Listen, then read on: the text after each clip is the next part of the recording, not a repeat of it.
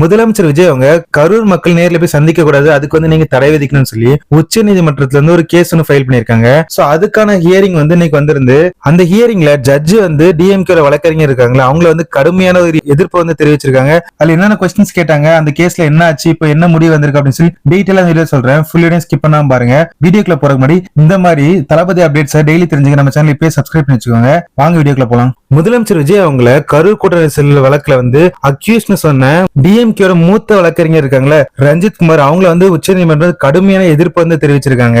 அதுல வந்து ஜட்ஜ் வந்து என்னென்ன சொல்லியிருக்காங்க அப்படின்னு பாத்தீங்க அப்படின்னா, டிஎம்கே ஆட்சியில வந்து பதிவு செய்யப்பட்ட முதல் தகவல் அறிக்கையில் கூட முதலமைச்சர் விஜய் அவங்களோட பேர் வந்து எங்கேயுமே இல்ல அப்படின்றத சுட்டி காமிச்சிருக்காங்க ஜட்ஜி.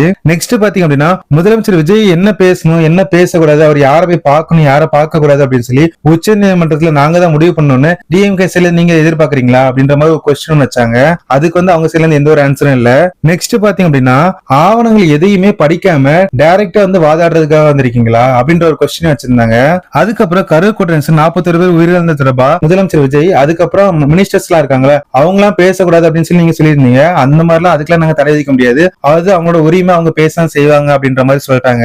நெக்ஸ்ட் பாத்தீங்கன்னா, முதலமைச்சர் விஜய் அவங்கள அக்யூஸ்ட்னு சொல்லி நீதிமன்றத்துல வந்து அரசியல் களமா மாத்திட்டு இருக்கீங்களா அப்படின்ற மாதிரி ஒரு கடுமையா ஒரு கொஸ்டின் ஒன்னு கேட்டிருக்காரு. நெக்ஸ்ட் முதலமைச்சர் விஜய் வந்து கரூர் செல்றதுக்கு வந்து எந்த ஒரு விதத்துல நாங்க தடை விதிக்க முடியாது, நீங்க வந்து போட்டிருக்கீங்களா ஒரு கேஸ், அந்த கேஸ் வந்து நாங்க தள்ளுபடி பண்றோம் அப்படின்ற மாதிரி கோர்ட் சைட்ல இருந்து சொல்லிட்டாங்க.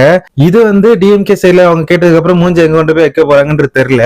ஆனா நமக்கு ஒரு நல்ல விஷயம் என்ன அப்படின்னு பாத்தீங்கன்னா, நம்ம முதலமைச்சர் விஜய் அவங்க கரூர் மக்களை போய் சந்திக்க போறாரு. அது எப்போ அப்படின்னு பாத்தீங்கன்னா, வர ஜூலை 10 நேர்ல போய் சந்திக்க போறாரு. அங்க போய் அவர் மீட் பண்ணதுக்கு அப்புறம் அங்க என்னென்ன நடக்குது அப்படின்றத நம்ம சேனல் அப்டேட்டா வந்துட்டே இருக்கும். சோ எதையும் மிஸ் பண்ணாத இருந்துச்சுன்னா நம்ம சேனல் இப்பவே சப்ஸ்கிரைப் பண்ணி வச்சுக்கோங்க. இதே மாதிரி நெக்ஸ்ட் வீடியோல நெக்ஸ்ட் அப்டேட்ல சந்திக்கிறேன். அது வரைக்கும் பை கைஸ்.